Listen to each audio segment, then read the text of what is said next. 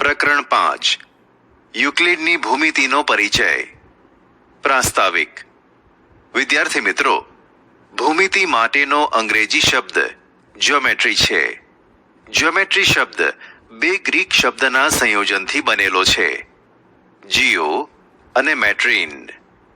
જીઓનો અર્થ પૃથ્વી અને મેટ્રીનનો અર્થ માપવું થાય. જમીનના માપનની જરૂરિયાતમાંથી ભૂમિતિનો ઉદ્ભવ થયો છે. પ્રાચીન સંસ્કૃતિમાં ગણિતની આ શાખાનો અભ્યાસ વિવિધ સ્વરૂપે થયો હતો. ઇજિપ્ત, બેબિલોનિયા, ચીન, ભારત, ગ્રીસ, ઇન્કાસ જેવી તે સમયની સંસ્કૃતિના લોકોને પડતી કેટલીક વ્યવહારિક સમસ્યાઓનો સામનો કરવા માટે ભૂમિતિના વિકાસની જરૂરિયાત ઊભી થઈ. ઉદાહરણ તરીકે, જ્યારે નાઇલ નદી છલકાતી હતી ત્યારે આસપાસના ક્ષેત્રના જમીન માલિકોની ખેતરની સાથે જોડાયેલ સરહદોનો નાશ થઈ જતો હતો. આવી પૂર હોનારત પછી સરહદોની પુનઃસ્થાપના કરવામાં આવતી હતી. આ હેતુ માટે ઇજિપ્તના નાગરિકોએ ક્ષેત્રફળના ગણતરી માટેના સરળ નિયમો તેમજ સરળ રચના કરવા માટે ભૌમિતિક તકનીક વિકસાવી. તે ધાન્ય ભંડારના ઘનફળની ગણતરી તથા પિરામિડના આડછેદ માટે તેમજ નહેર અને પિરામિડના બાંધકામ માટે પણ ભૂમિતિના જ્ઞાનનો ઉપયોગ કરતા હતા. તે કપાયેલ પિરામિડ એટલે કે આડછેદ પિરામિડના ઘનફળની ગણતરી શોધવા માટે ઉચિત સૂત્રો પણ જાણતા હતા. આ આકૃતિ ધ્યાનથી જુઓ. તમે જાણો છો કે પિરામિડ ઘન આકૃતિ છે. તેનો પાયો ત્રિકોણ, ચોરસ કે અન્ય બહુકોણ હોય છે અને તેની બાજુની સપાટીઓ ઉપરના એક બિંદુ પર ત્રિકોણો બનાવે છે. વિદ્યાર્થી મિત્રો, ભારતીય ઉપખંડમાં હડપ્પા અને મોહેન્જો-દરો વગેરેના ખોદકામ વખતે એ જાણવા મળ્યું કે સિંધુ ખીણની સંસ્કૃતિ અંદાજે ઈસવીસન પૂર્વે 3000માં ભૂમિતિનો વ્યાપક ઉપયોગ જોવા મળ્યો હતો. તે ઉચ્ચ પ્રકારનો સંગઠિત સમાજ હતો. શહેરો યોજનાબદ્ધ અને સુવ્યવસ્થિત હતા. શહેરો ઉત્તમ રીતે વિકસિત હતા અને ખૂબ સારી રીતે નિર્માણ પામ્યા હતા. ઉદાહરણ તરીકે, રસ્તાઓ એકબીજાને સમાંતર અને ગટર વ્યવસ્થા ભૂગર્ભમાં હતી. મકાનના ઓરડાઓ જુદા જુદા આકારના હતા. તે બતાવે છે કે નગરજનો માપન અને વ્યવહારિક અંકગણિતમાં કુશળ હતા. બાંધકામમાં ઉપયોગમાં લેવાતી ઈંટો ભઠ્ઠામાં પકવવામાં આવતી હતી અને તેની લંબાઈ, પહોળાઈ અને જાડાઈનો ગુણોત્તર 4:2:1 હતો.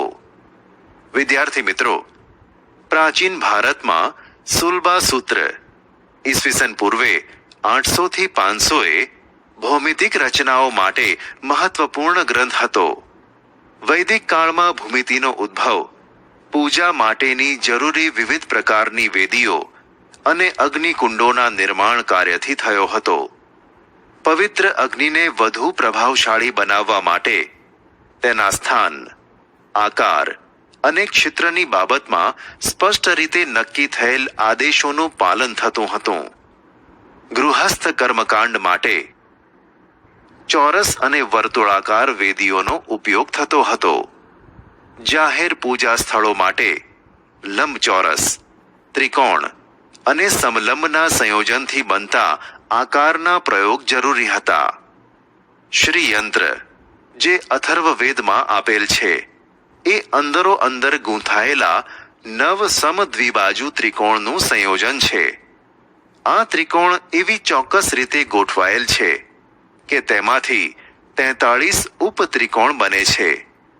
જો કે વેદીઓને બનાવવા માટે શુદ્ધ ભૌમિતિક પદ્ધતિનો ઉપયોગ થયો હતો, છતાં પણ તેની પાછળના સિદ્ધાંતોની ચર્ચા કરવામાં આવેલ નથી. આ ઉદાહરણો દર્શાવે છે કે ભૂમિતિનો વિકાસ અને તેનો ઉપયોગ વિશ્વના દરેક સ્થાન પર થતો હતો પરંતુ તે બહુ અવ્યવસ્થિત રીતે થઈ રહ્યું હતું.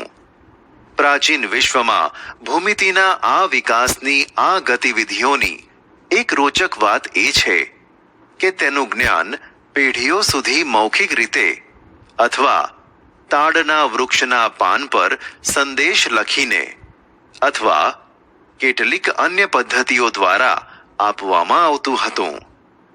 આ ઉપરાંત આપણને એ પણ જોવા મળે છે કે બેબીલોનિયન જેવી કેટલીક સંસ્કૃતિઓમાં ભૂમિતિ ખૂબ વ્યવહારલક્ષી દ્રષ્ટિકોણવાળા વિષય સુધી સીમિત રહી. તેમજ આવું જ ભારત અને રોમમાં થયું. ઇજિપ્તવાસીઓ દ્વારા વિકાસ પામેલ ભૂમિતિમાં મુખ્યત્વે પરિણામોનું કથન જ સમાવિષ્ટ થતું હતું. તેમાં વિધિઓના એટલે કે પ્રક્રિયાઓના કોઈ વ્યાપક નિયમ આપવામાં આવ્યા નથી. ખરેખર બેબીલોન અને ઇજિપ્તવાસીઓએ ભૂમિતિનો ઉપયોગ મોટા ભાગે વ્યવહારિક કાર્યો માટે જ કર્યો તથા તેને એક ક્રમબદ્ધ વિજ્ઞાનના રૂપમાં વિકસિત કરવા માટે ખૂબ જ ઓછું કામ થયું. પરંતુ ગ્રીક જેવી સંસ્કૃતિઓમાં એ તર્ક પર ભાર આપવામાં આવતો હતો કે કેટલીક રચનાઓ કઈ રીતે થાય છે. ગ્રીકવાસીઓની રુચિ અનુમાનિત તર્કનો ઉપયોગ કરીને તેમણે સ્થાપિત કરેલા વિધાનોની સત્યાર્થતા ચકાસવામાં હતી. વિદ્યાર્થી મિત્રો, એક ગ્રીક ગણિતશાસ્ત્રી થેલ્સને એ વાતનો શ્રેય જાય છે કે તેઓએ સૌથી પહેલા જ્ઞાત સાબિતી આપી. આ સાબિતી એ કથનની હતી કે વર્તુળનો વ્યાસ વર્તુળને સમવિભાજિત કરે છે, એટલે કે બે સમાન ભાગમાં વર્તુળને વિભાજિત કરે છે. થેલ્સના એક અતિ પ્રસિદ્ધ શિષ્ય ઈસવીસન પૂર્વે 572માં પાયથાગોરસ હતા. તેમનું નામ તમે ચોક્કસ સાંભળ્યું હશે. પાયથાગોરસ અને તેના સાથીઓએ અનેક ભૌમિતિક ગુણધર્મોની શોધ કરી અને ભૂમિતિના સિદ્ધાંતનો મહદ અંશે વિકાસ કર્યો. આ પ્રક્રિયા ઈસવીસન પૂર્વે 300 સુધી ચાલુ રહી. આ સમયે ઇજિપ્તના એલેક્ઝાન્ડ્રિયાના એક ગણિત શિક્ષક યુક્લિડે એ તે સમય સુધી જાણીતા ગણિતના બધા જ જ્ઞાનને એકત્રિત કર્યું અને એલિમેન્ટ્સ નામના તેમના પ્રસિદ્ધ ગ્રંથના રૂપમાં તેને વ્યવસ્થિત કર્યું. તેમણે એલિમેન્ટ્સને 13 પ્રકરણોમાં વિભાજિત કર્યું. તેમાંથી પ્રત્યેકને પુસ્તક માનવામાં આવે છે. આ પુસ્તકો સમગ્ર વિશ્વના ભૂમિતિ સંબંધિત સમજણને આવનારી પેઢીઓ સુધી પ્રભાવિત કરશે.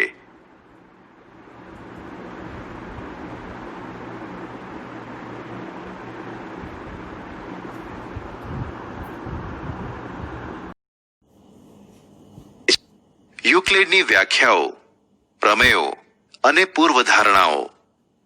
વિદ્યાર્થી મિત્રો, યુક્લિડના સમયમાં ગ્રીસના ગણિતશાસ્ત્રીઓએ જેમાં તે રહેતા હતા તેવા વિશ્વના એક અમૂર્ત મોડલ એટલે કે પ્રતિમાન તરીકે ભૂમિતિને કલ્પી. આસપાસની વસ્તુઓના અવલોકન પરથી બિંદુ, રેખા, સમતલ, સપાટી વગેરેની ધારણાઓ સ્થાપિત કરવામાં આવી. અવકાશ અને તેની આસપાસના ઘન પદાર્થની અમૂર્ત ભૂમિતિની સંકલ્પના વિકસિત કરવામાં આવી. એક ઘન પદાર્થને આકાર હોય છે, માપ અને સ્થાન હોય છે તથા તેને એક સ્થાનથી બીજા સ્થાન સુધી લઈ જઈ શકાય છે. તેની સીમાઓને પૃષ્ઠ કહે છે. તે અવકાશના એક ભાગને બીજા ભાગથી અલગ કરે છે અને તેને કોઈ જાડાઈ હોતી નથી. પૃષ્ઠની સીમા એ વક્ર અથવા સીધી રેખાઓ હોય છે. આ રેખાઓને અંત્ય બિંદુઓ હોય છે. વિદ્યાર્થી મિત્રો, ઘન પદાર્થથી બિંદુઓ એટલે કે ઘન પદાર્થ, સમતલ, રેખા, બિંદુ સુધીના 3 ચરણનો વિચાર કરો. પ્રત્યેક ચરણમાં આપણે એક વિસ્તરણથી વંચિત થઈએ છીએ.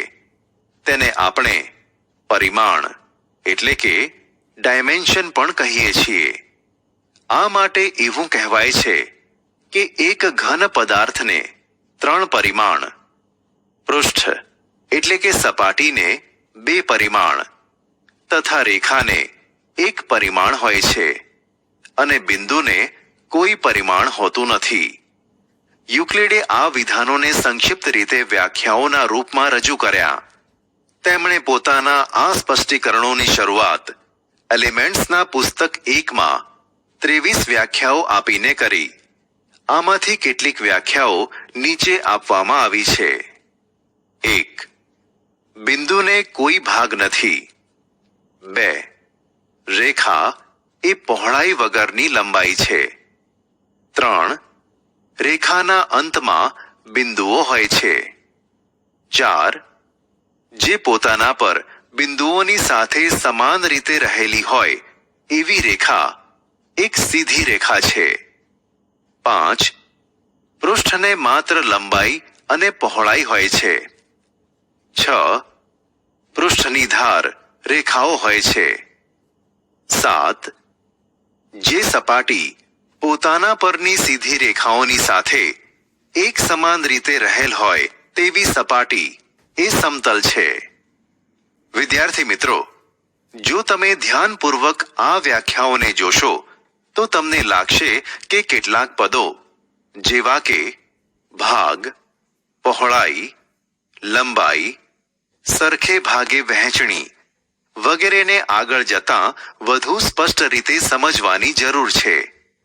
ઉદાહરણ તરીકે યુક્લિડે આપેલી બિંદુઓની વ્યાખ્યાનો વિચાર કરો. આ વ્યાખ્યામાં એક ભાગને વ્યાખ્યાયિત કરવાની જરૂર છે. માની લો કે જે ક્ષેત્રફળ રોકે તેને એક ભાગ કહીએ તો આપણે ફરી ક્ષેત્રફળને વ્યાખ્યાયિત કરવાની જરૂર રહેશે. એટલે કે એક વસ્તુને વ્યાખ્યાયિત કરવા માટે આપણે અનેક વસ્તુઓને વ્યાખ્યાયિત કરવાની જરૂર પડે છે અને કોઈ અંત વગરની વ્યાખ્યાઓની લાંબી શૃંખલા પ્રાપ્ત થઈ શકે છે. ઉપર આપેલી વ્યાખ્યાઓની તુલનામાં બિંદુની ભૌમિતિક કલ્પનાને સાહજિક રીતે સમજીશું. આ કારણથી ગણિતશાસ્ત્રીઓને કેટલાક ભૌમિતિક પદોને અવ્યાખ્યાયિત એટલે કે અનડિફાઇન્ડ માની લેવામાં આવે એ સુવિધાજનક લાગ્યું. આ રીતે એક બિંદુની ભૌમિતિક સંકલ્પના વધુ સાહજિકપણે સમજીશું. આપણે બિંદુને એક નાના ટપકા સ્વરૂપે દર્શાવીએ છીએ, પરંતુ આ સૂક્ષ્મ ટપકાનું કંઈક ને કંઈક પરિમાણ ચોક્કસ હોય છે. આ પ્રકારની સમસ્યા ઉપરયુક્ત વ્યાખ્યા 2માં પણ આવે છે. તેમાં પહોળાઈ અને લંબાઈનો ઉલ્લેખ આવે છે અને તેમાંના કોઈને પણ પહેલા વ્યાખ્યાયિત કરવામાં આવ્યા નથી. આ કારણથી કોઈ પણ વિષયના અભ્યાસ માટે કેટલાક પદોને અવ્યાખ્યાયિત રાખવામાં આવ્યા છે. આ માટે ભૂમિતિમાં આપણે બિંદુ, રેખા અને સમતલ એટલે કે યુક્લિડના શબ્દોમાં સમતલ સપાટીને અવ્યાખ્યાયિત પદના રૂપમાં માનીને આપવામાં આવે છે. માત્ર એ વાત જરૂરી છે કે આપણે તેને સાહજિક રીતે દર્શાવી શકીએ છીએ અથવા ભૌતિક નમૂનાની મદદથી સ્પષ્ટ કરી શકીએ છીએ. વિદ્યાર્થી મિત્રો, યુક્લિડે તેની વ્યાખ્યાઓથી શરૂ કરતા તેમાંના કેટલાક ગુણધર્મોને સાબિત કર્યા વગર સત્ય વિધાન માનવાની કલ્પના કરી. આ કલ્પનાઓ વાસ્તવમાં સ્પષ્ટપણે વૈશ્વિક સત્ય હતી. તેમણે તેને 2 ભાગમાં વિભાજિત કર્યા. આ ભાગ હતા સ્વયંસિદ્ધ સત્ય અને પૂર્વધારણાઓ. તેમણે પૂર્વધારણા શબ્દનો ઉપયોગ તેવી કલ્પનાઓ માટે કર્યો કે જે વિશિષ્ટ રીતે ભૂમિતિથી સંબંધિત હોય. બીજી તરફ એવી સામાન્ય સંકલ્પનાઓ હતી જેને ઘણીવાર સ્વયંસિદ્ધ સત્યો કહે છે, જેનો હંમેશા ગણિતમાં પ્રયોગ કરાયો અને તેને માત્ર ભૂમિતિ સાથે જ વિશેષ સંબંધ ન હતો. સ્વયંસિદ્ધ સત્યો અને પૂર્વધારણાઓની વધુ જાણકારી માટે પરિશિષ્ટ 1 જુઓ. યુક્લિડની કેટલીક પૂર્વધારણાઓ નીચે આપવામાં આવી છે. આ તેના પોતાના ક્રમમાં નથી. 1. એક વસ્તુને સમાન હોય તેવી વસ્તુઓ એકબીજીને સમાન થાય. 2. સરખામાં સરખું ઉમેરીએ તો સરવાળા સરખા રહે. 3. સરખામાંથી સરખા બાદ કરીએ તો બાદબાકી એટલે કે શેષફળ સરખી રહે. 4. એકબીજા પર બંધ બેસતી આવતી વસ્તુઓ એકબીજીને સરખી રહે. 5. આખું તેના ભાગ સરખામાં સરખું ઉમેરીએ તો સરવાળા સરખા રહે. 3. સરખામાંથી સરખા બાદ કરીએ તો બાદબાકી એટલે કે શેષફળ સરખી રહે. 4. એકબીજા પર બંધ બેસતી આવતી વસ્તુઓ એકબીજીને સરખી રહે. 5. આખું તેના ભાગ કરતાં મોટું હોય છે. 6. સરખી વસ્તુઓના બમણા એકબીજાને સમાન હોય છે. 7. એક જ વસ્તુઓના અડધા એકબીજાને સમાન થાય. વિદ્યાર્થી મિત્રો, સમતલીય આકૃતિઓ માટે પ્રયોગ કરી શકાય છે.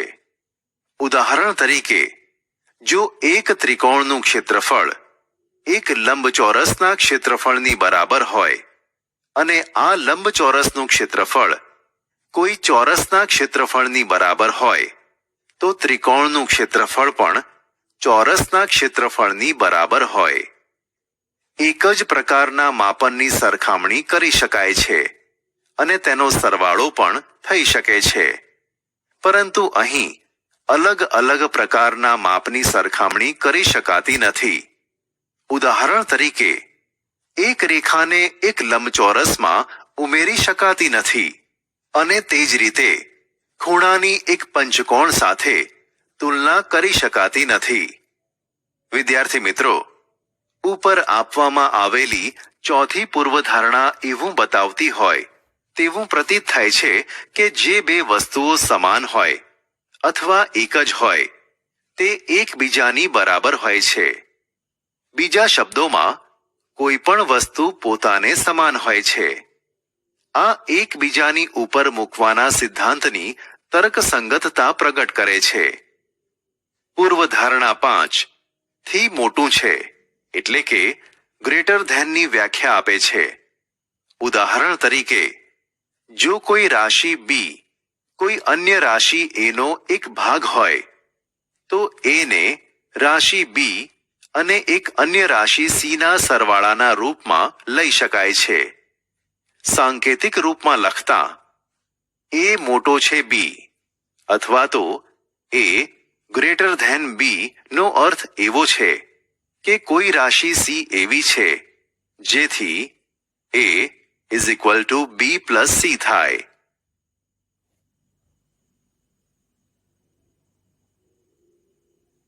યુક્લિડની વ્યાખ્યા